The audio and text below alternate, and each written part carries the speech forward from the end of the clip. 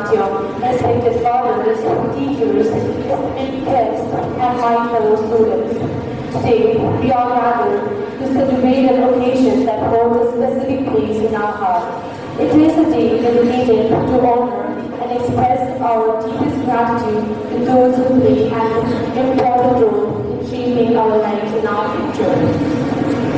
To our teachers, you are more than just educators, even though you scold us and we don't like you all sometimes. But that's how life is.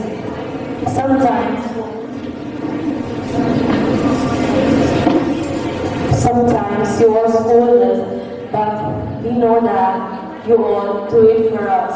Thank you, teachers. Your love and your education you have given to us can never be measured. And thank you would be a small word for you all. Thank you would be a small word for us to express the gratitude. But from all the students, we really love you and thank you for your blessings that you have showered upon us. Once again, Happy Teachers Day.